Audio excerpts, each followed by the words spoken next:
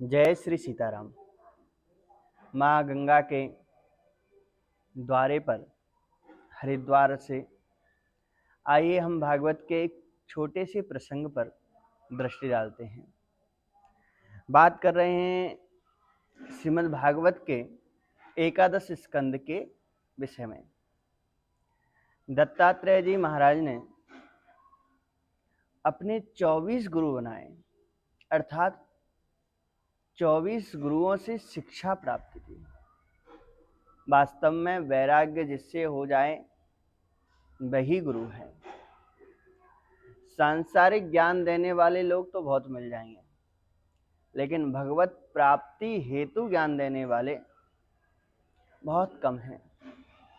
लेकिन यदि ठान लिया जाए तो भगवान दत्तात्रेय जी की तरह किसी भी तत्व से, किसी भी वस्तु से, किसी भी जीव से भगवत प्राप्ति का, इस संसार से वैराग्य का साधन चुना जा सकता है। भगवान दत्तात्रेय जी कहते हैं कि जब मैंने 24 गुरुओं से शिक्षा ली तो एक दिन मैं मिथिला में पहुंच गया, विदेहराज की नगरी। और जब विदेहराज की नगरी में पहुंचा तो वहां पर एक वैश्या मुझे मिली, दिखाई दी। उसकी हर एक क्रियाकलाप पर मैं बड़ा शांति से, गंभीरता से चिंतन कर रहा था। कैसा चिंतन था? कहते हैं कि एक वैश्या जिसका नाम पिंगला था। पिंगला नाम वैश्यासीत् विदेह नगरे पुरा, तस्या में शिक्षितम किंचिन निबोध नृपनंदना। हे राजन, मैंने उस पिंगला से जो सीखा वह सुनो।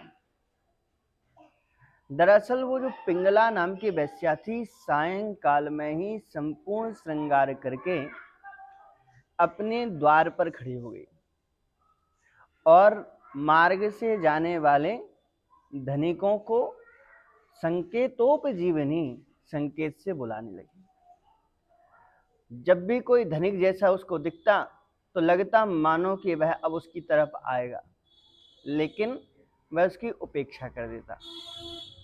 ऐसे ही करते करते उसको सांझ से रात्रि का समय हो गया। सोचने लगी अभी तक कोई नहीं आया है, इतनी देर खड़े हुए हो गई, थोड़ा आराम कर लूं। अंदर चली जाती, अंदर जाके थोड़ा देर सोती। इतने में सोचती कहीं ऐसा ना हो कि मेरा ग्राहक, मुझे धन देने वाला, रति सुख देने वाला, जब तक मैं सो रही हूं तब तक निकल ना जाए। तो पुनः द्वार पर खड़े हो जाती। जब कोई आता उसको संकेतों में बुलाती, हाव भाव करती, लेकिन फिर भी लोग उसकी उपेक्षा करके निकलते जाते। ऐसा करते करते उसको अर्धरात्रि व्यतीत हो गई। और जब निशीथम समपद्यत, अर्धरात्रि हो गई और वो विचार करने लगे, अहो देखो तो सही, मुझ निंदित कर्म करने वाली वैश्या ने अपना संपूर्ण जीवन केवल धन सुख और रति सुख प्राप्त करने में ही बिता दिया, लेकिन अभी तक मेरे जीवन में नितांत सुख की प्राप्ति हुई नहीं। होगी भी कैसे? मैंने उन तुच्छ सुखों की कामना की जो पशुओं को भी सुलभ हैं। वास्तव में सुख यदि मिलता है तो परमात्मा के चिंतन में मिलता है। मैंने इस हाड़ मांस के देह से उस अमृतत्व परमात्मा का चिंतन तो नहीं किया, अपितु इस हाड़ मांस के घर्षण से प्राप्त तुच्छ रति प्रसंग में रत रही। मेरे जैसी कुबुद्धिया को, बालिसा को, मूर्खा को धिक्कार है। अरे यह तो विदेहों की नगरी है, लेकिन देखो तो सही, इस विदेह की नगरी में मेरे जैसी उल्टा रहती है। इस प्रकार विचार करने लगे। अच्छा, एक बात समझ में नहीं आती कि ऐसा तो नहीं कि पहली बार उसके साथ ऐसी उपेक्षा हुई होगी, जाने कितनी बार ऐसा हुआ होगा कि उसको कोई ग्राहक नहीं मिला होगा और उसको उदास ही सोना पड़ा होगा। जो लोग व्यवसाय करते हैं, बिजनेस करते हैं, दुकानदारी करते हैं, वो लोग जानते हैं कि कभी कभी बोहनी नहीं होती। इसका मतलब यह नहीं कि आगे होगी नहीं, लेकिन कई कई बार उनके जीवन में ऐसी घटना घटती है। लेकिन आज ही क्यों वैश्या को ऐसा हुआ? महात्मा लोग कहते हैं, दरअसल वहां पर उपस्थित भगवान दत्तात्रेय जो उसको खड़े होकर देख रहे थे, उनसे स्पर्श की हुई वायु जैसे ही पिंगला की देह को स्पर्श किया तो संसर्गजा दोष लग गया, रोग लग गया। कौन सा? यह जो वैराग्य का रोग है, भगवत प्रीति का रोग है, छुआछूत का है। नितांत वैराग्य में आप्लावित रहने वाले भगवान दत्तात्रेय के शरीर से स्पर्श की हुई वायु जब पिंगला की देह को लगी तो उसके अंतर मन को झकझोर दिया और उसमें स्वतः वैराग्य प्रस्फुटित हो गया। अर्चा विग्रह की अगर आप सेवा करो, जैसे भगवान गोपाल जी की मूर्ति ले आए, सेवा करने लिए लगे, तो जिस दिन लेके आए, जिस दिन सेवा की, उसी दिन सिद्ध नहीं हो जाते, दीर्घ काल तक उनकी सेवा करनी पड़ती है, तब जाके उनमें भाव भंगिमाएं आदि दर्शन होते हैं। ऐसे ही गुरुजी ने आज मंत्र दिया और आज ही जपा और सिद्ध हो गया, जरूरी नहीं है। दीर्घ काल तक उसकी सेवा करनी पड़ती है मंत्र की, तब जाके वह सिद्धि को प्राप्त होता है। ऐसे ही तीर्थों में भी दीर्घ काल तक सेवन करना होता है। एक दिन में तीर्थ कृपा नहीं करते, एक दिन में ग्रंथ कृपा नहीं करते, लेकिन संत दरस जिमि पातक टरहि, संतों का मात्र दर्शन भी हो जाए तो समस्त पाप कट जाते हैं, तुरंत सिद्धि होती है। अर्चा विग्रह में इतनी जल्दी सिद्धि नहीं होती, तीर्थ सेवन में इतनी जल्दी सिद्धि नहीं होती, मंत्र जाप में इतनी जल्दी सिद्धि नहीं होती, दीर्घ काल तक सेवा करनी पड़ती है। लेकिन जैसे ही संत का दर्श होता है तो मानो भगवान मिल ही जाते हैं, तत्क्षण मिल जाते हैं। एक प्रसंग और याद आता है कि जब वृंदावन में श्री नारद मुनि भ्रमण करते हुए गए तो वहां पर भक्ति अपने दोनों वृद्ध पुत्रों के साथ बैठी थी। गंगा आदि नदियां सेवा में थी और वह विलाप कर रही थी, हाय मेरे पुत्रों को वृद्धता आ गई। और चारों तरफ से वह स्त्री घिरी हुई नारद जी को कैसे देख ली? नारद जी तो अपने कार्य से जा रहे थे, उन्होंने ये भी सोचा था कि स्त्रियों में मेरा क्या काम। वहां जाके पूछा तो था नहीं कि भाई कौन हो, कैसे क्या हो। पहले भक्ति महारानी बुलाया कि भोवो साधो क्षणम तिष्ठ। दरअसल बात यह हुई कि जैसे ही यमुना के किनारे से नारद जी निकले तो वहां पर शीतल मंद सुगंधित चलती हुई वायु नारद जी के शरीर को स्पर्श करते हुए भक्ति महारानी को वह झोंका लगा। तो झोंका लगते ही मानो भक्ति महारानी को इतना शांति प्राप्त हुई, इतना अच्छा लगा कि सोचने लगी यह इतनी सुंदर और शांति प्रदान करने वाली वायु कहाँ से आई है। तो उस तरफ झांका और झांकते ही देखा कि नारद जी जा रहे हैं। तभी कह दिया, भोवो साधो क्षणम तिष्ठा। अरे महात्मा जी थोड़ा सा रुक जाओ, निश्चित रूप से आपके वाक्यों से मुझे शांति होगी। ये नहीं कहा हो रही है, पहले बोले ही नहीं। तो संत दरस जिमि पातक टरहि, भगवान दत्तात्रेय के शरीर से स्पर्श की हुई वायु पिंगला के शरीर को जैसे ही स्पर्श की, स्पर्श करते ही पिंगला के अंतर मन में वैराग्य प्रस्फुटित हो गया और वो सोचने लगी। क्या गजब का चिंतन सोच रही है, देखिए। पिंगला कहती है कि ना ह्यंगा जात निर्वेदो देह बंधम जिहासति यथा विज्ञान रहितो मनुजो ममताम नृप। उत्पन्न वैराग्य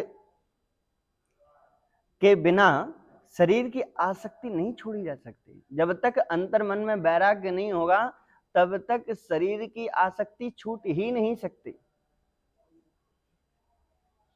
और सही बताएं तो वैराग्य जितना ग्रंथों से होता है उससे जल्दी संसार की उपेक्षा से होता है।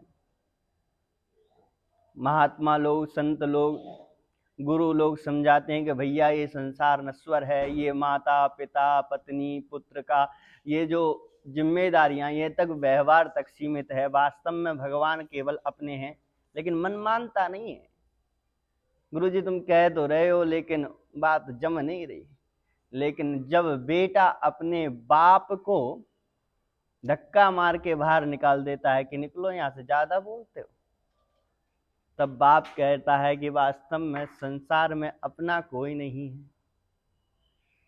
जब अपने सुख प्राप्ति ना कर सकाने वाले पति को पत्नी छोड़कर भाग जाती है तब पति को समझ में आता है कि वास्तव में अपना संसार में कोई नहीं है। जब मुसीबत पड़ने पर भाई भाई का साथ नहीं देता तब भाई खुद कहता है संसार में वास्तव में अपना कोई नहीं। विभीषण को हनुमान जी ने कितना समझाया कि चलो भाई भगवान के पास चलते हैं, लेकिन भगवान के पास नहीं गया। क्या कहा? तामस तन कछु साधन नहीं, मैं भगवान के पास जाने योग्य नहीं हूं। और प्रीति न पर सरोज मन माही, मेरे अंदर भगवान की भक्ति भी नहीं है, कैसे जाऊं? क्या गजब का बहाना बताया। लेकिन जैसे ही रावण ने लात मारी तो समझ में आ गया कि अरे भगवान के सिवा कोई नहीं है, और जाके शरण में पहुंच गया। तो बिना वैराग्य उत्पन्न हुए आसक्ति छोड़ी ही नहीं जा सकती। क्या गजब का चिंतन देखो पिंगला का। और जैसे ही वैराग्य हो जाता है तो फिर संसार छोड़ना नहीं पड़ता, खुद छूट जाता है। इस प्रकार का चिंतन करती हुई वह वैश्या पिंगला कहने लगी, गजब का उसने गीत गाया कि यत् प्रियं ते व्यभजन कामाये कामदा नरा आद्यन्तवन्तो भार्याया देवा वा काल विद्रुता। ये जन्मने और मरने वाला, जन्म लेने वाला और मरने वाला शरीर, कामना पूरी करने वाले मनुष्य अथवा काल से संत्रस्त देवता अपनी पत्नियों का कितना प्रिय कर सकते हैं। अगर मरने वाले व्यक्ति से कहो कि हमको अमर करो तो वो तो यही कहेगा कि मैं खुद मरने वाला हूं, तुमको कैसे अमर करूं। ब्रह्मा जी से लोग कई वरदान मांगते हैं कि अमरता का वरदान दे दो। ब्रह्मा जी कहते हैं कि एक दिन तो हमको भी मरना है, तुमको अमरता का वरदान कहां से दे दें। तो इस संसार में आसक्त मनुष्य अगर भला करें भी तो कितना भला कर सकेंगे, खुद मरने वाले हैं। और फिर उसने समझ में आया कि वास्तव में दुख का कारण क्या है। उसने सीधी सीधी एक बात कही जो हमको भी गांठ बांध के रखना चाहिए। सोचते सोचते बिस्तर पे आके लेट गई, सैया मुप विवेश सा, और सोचने लगी आशा ही परमं दुखम नैराश्यम परमं सुखम यथा संचिद्य कांतासाम सुखम सुस्वाप पिंगला। भगवान दत्तात्रेय जी कहते हैं कि इस प्रकार से आशा ही मानो परम दुख का कारण है, और जो निराशी है, जिसको किसी से आशा नहीं है, वही परम सुखी है। आज सेवा में दो लोग हैं जब तक वो सेवा कर रहे हैं तब तक तो ठीक है, और जैसे ही किसी दिन सेवा के लिए मना ही की, दुख का कारण बन जाएगा। हालांकि उनका दायित्व नहीं है, उनकी जिम्मेदारी नहीं, आपका शरीर आप खुद करो, लेकिन आशा है उनसे कि ये हमारा काम करेंगे, और जैसे ही आशा में अवरोध होता है तो दुख बन जाता है। इसलिए निराशी रहो।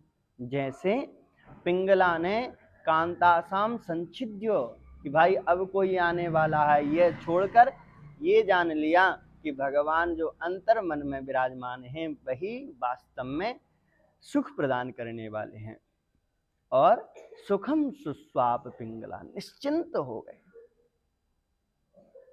जब तक भगवत शरणागति नहीं होगी तब तक निश्चिंतता हो ही नहीं सकती। तो हम भी पिंगला की भांति विचार करें, इस संसार की आसक्ति को त्याग कर भगवत रति में ध्यान दें। जय श्री सीताराम।